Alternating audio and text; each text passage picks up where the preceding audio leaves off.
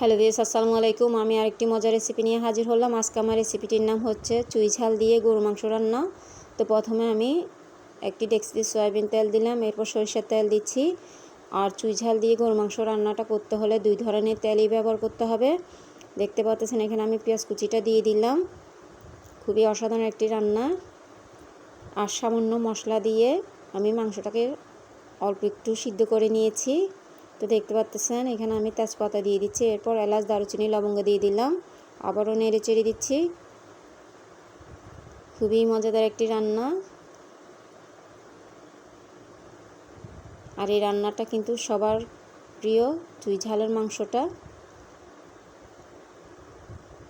দেখতে পাচ্ছেন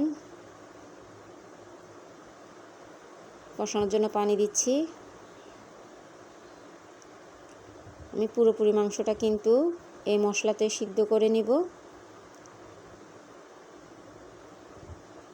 আমি এখানে টমেটো কুচি দিচ্ছি, পেঁয়াজ পাতা কুচি দিলাম। আর কুকারে সামান্য সিদ্ধ করে নেওয়ার কারণ হচ্ছে আমার এখানে গ্যাসটা থাকে না, তাই আমি এখানে স্বাদ মতো লবণ দিলাম।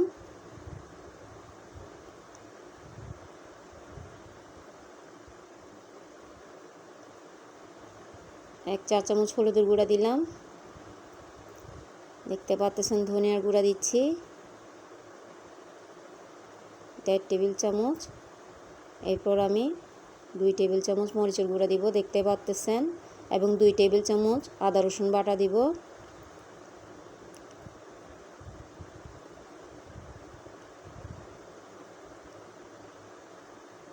টমেটো সস দিচ্ছি। আপনারা অবশ্যই এইভাবে একবার হলে তৈরি করে দেখবেন।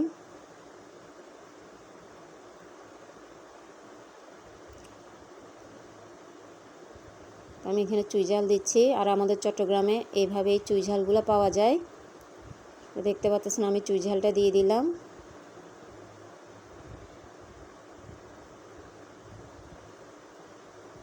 দেখতে পাচ্ছেন আমি মাংসটা দিচ্ছি।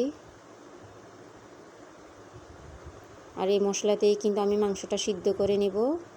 এরপর রাঁধুনি মশলাটা দিলাম, আর এটা কিন্তু গোটা মশলা, দেখতে পাচ্ছেন। এরপর কাঁচামরিচ দিলাম। আর এগুলোকে আমি ভালো করে কষিয়ে এবং সিদ্ধ করে নেব। একটু নেড়ে চেড়ে দিচ্ছি। আশা করি আপনাদেরও ভালো লাগবে। অবশ্যই এইভাবে একবার হলে তৈরি করে দেখবেন এবং কার কেমন লেগেছে কমেন্টস করে জানাবেন। তো দেখতে পাচ্ছেন কতটা লোভনীয় দেখতে পাচ্ছেন। তো দেখতে পাচ্ছেন মাশাআল্লাহ তৈরি হয়ে গেল আমার চুই ঝাল দিয়ে গরু মাংস রান্না। তো এখানে আমি ধনিয়া পাতা দিয়ে দিলাম। তো মাশাআল্লাহ তৈরি হয়ে গেল আমার চুই ঝাল দিয়ে গরু মাংস রান্না। আশা করি আপনাদেরও ভালো লাগবে। তো দেখার জন্য সবাইকে ধন্যবাদ।